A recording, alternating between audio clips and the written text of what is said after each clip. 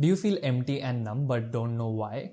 6 years ago, I felt completely dead inside. Eventually, after years of research and introspection, I realized that was because my core psychological needs were not met in the childhood. In this video, we're going to dive deep into what these are, and I'll show you how deeply their violation impacts you through an experiment done on this baby. If you want to understand exactly how much the violation of these needs impacted you as a child, I've created this free tool that helps you with that. You just answer some questions and it gives you a score out of 100. I took it myself and was surprised by the result. Do check it out. So what are these needs and why are they so important? To understand the importance of these core psychological needs, let's look at this experiment done by a child development psychologist in Harvard, which beautifully illustrates that. In the still face experiment, what the mother did was she sits down and she's playing with her baby who's about a year of age. I'm like a girl. Oh. And she gives a greeting to the baby gives a greeting back to her. Yeah. This baby starts pointing at different places in the world, and the mother's trying to engage her and play with her. They're working to coordinate their emotions and their intentions, what they want to do in the world. And that's really what the baby is used to. And then we ask the mother to not respond to the baby. The baby very quickly picks up on this, and then she uses all of her abilities to try and get the mother back. She smiles at the mother. She points because she's used to the mother looking where she points. The baby puts both hands up in front of her and says, "What's happening here?" She makes that screechy sound at the mother, like, "Come on, why aren't we doing this?" Even in this 2 minutes, when they don't get the normal reaction, they react with negative emotions, they turn away, they feel the stress of it. They actually may lose control of their posture because of the stress that they're experiencing. Okay. I'm here. And what do you do? In this experiment, it was not like the mother was hitting the child or doing something to her to cause that distress. Rather, she was not fulfilling one of her core needs that was absolutely essential for her well-being and psychological development, which was causing her the distress. So what are these needs? There are 5 needs that are absolutely non-negotiable for the psychological development of every single child. And when these are not met, they suffer and it causes neglect trauma. Let's start with the first and the most important one. Look at this year-old baby. How long do you think she survives without an adult who loves and cares for her? A day, maybe 2? Because newborn babies are so vulnerable and incapable of surviving on their own, their brains are hardwired to seek attachment to an adult. By attachment, I mean a deep emotional bond with an adult who would take care of you because they love you, which in turn will help you survive as a baby. Now, a child might survive despite breaking of this attachment, but when that happens, it literally breaks you psychologically. There's a video on YouTube about children who grew up without a mother and they can't play, they are frozen and literally can't do the basic day-to-day activities that other children of the same age can.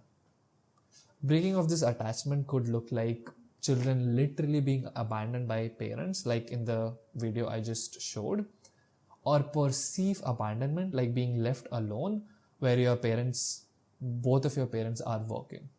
Because survival is the top priority of your brain, and without attachment, you can't survive a day. Attachment is your most important psychological need and priority. And everything that challenges attachment is sidelined. I'll explain what I mean by that in a minute. The second need is emotional attunement, and this is a big one, so let me explain. Just like you're dependent on your parents for your physical needs like food and water, you are also dependent on them for your emotional needs. And when these needs are violated, research shows that the emotional part of your brain literally does not develop fully, which when you grow up looks like emotional outbursts, inability to manage your emotions or stress, inability to communicate your emotions with partners or close friends, emotional numbness, and basically every single issue related to your emotions. So what are these emotional needs? Your emotional needs are being noticed how you're feeling, adults frequently checking up on your emotions, adults comforting and supporting you through tough emotions, and people in your surroundings using specific words for different emotions, which basically means having a good emotional vocabulary. So let me give you some examples. Think back to your childhood and recall how often were you told things like, I notice you're feeling sad, what's up? How are you feeling? / what are you thinking? I barely remember anyone noticing how I was feeling and checking up on my emotions as a child. Also saying supporting things like it's okay to feel that anger and be angry at that. I'm here for you. The usual response I remember to getting angry was more anger. How good the emotional vocabulary of people around you were. Did they often use vague language like I'm feeling bad or I'm feeling shit, or specific emotions like I feel guilty because so and so? Another important thing to understand is that if there's a conflict between your true emotions and attachment always wins. So when I was throwing an anger tantrum as a child and I got yelled at by my grandfather, who used to love me a lot, I learned that to keep his love and attachment, I must suppress anger at all cost. The third need is love, but not the usual kind. For a child, being attached to an adult is just one half of the equation. The attachment must also be secure. Secure attachment means that the child does not has to do something to feel emotionally close to your parent. This is where most of neglect wounds incur. Even though most of us did have attachment, we were fortunate enough to have attachment, that attachment often came with conditions applied. Think of how many times you were disapproved or ignored for being naughty, loud, whatever. And the converse of that, think of how did you act, how did you have to act in order to receive love, be it polite, disciplined, cute, whatever. For a child to fully develop psychologically, it needs rest from having to figure out ways to get a parent's love, which can only happen when they receive unconditional love. Not because you did something or are a convenient child, but because you exist. When there are conditions for you to be loved, you could never truly rest and relax from earning that attachment.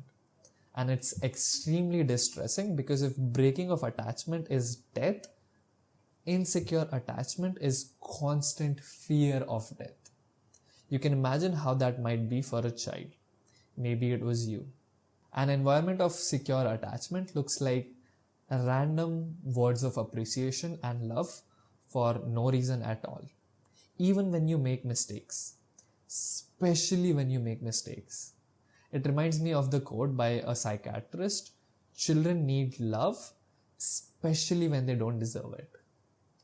The fourth need is to fuck around. Let me explain. Not just human babies, but all young mammals need to play in order to grow, learn, and their brains to fully develop. You've seen kittens and puppies play all day long. In fact, research shows play is a more effective form of learning than reading stupid textbooks. So if you were ever playing around, being loud, having fun, and were told to sit still and not make noise, even if it was said politely without any apparent or blatant abuse, that was still seen as a risk to your attachment in your baby brain, and with enough repetition, you started suppressing the urge to play, which violated this core need of yours. The fifth need is the most subtle, but is still super impactful. Let me ask you this. As a child, how did you learn about the world? Usually by one of the two ways. The first one is by trying out things for yourself. So you touch a candle, it burns, it hurts, you cry, and you never do it again. The second is through your parents. That used to be me. I was told I used to ask a lot of questions about anything and everything.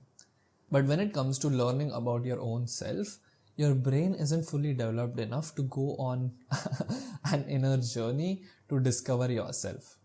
So the only way to learn about yourself is through your caregivers and surroundings. When your parents say things like, wow, you're so good at understanding others, or looks like you struggle with maths, or you're a piece of shit, that is how you start to understand who you are. I recently read this book, Embracing Your Inner Critique, and the author, after working with thousands of patients clinically, noticed that the strength of the critical voice in your head is directly proportional to the critical voices around them in their childhood, which just reinforces how your inner identity is formed by people around you. So your final need is for your characteristics and self be understood and reflected by your parents, which includes both the strengths and weaknesses. This is what allows you to develop an understanding of who you are and build a healthy identity. The absence of this in my childhood is exactly why I felt as a teenager completely unaware of my needs and wants. Like, I didn't know who I was as a person and what I wanted from this life. And this lack of identity is one of the major symptoms of neglect. The impact of the violation of these 5 needs actually goes very deep. If you want to start healing that, click here to watch this video next, where I share my entire system for healing it, that I made after a decade of healing and research.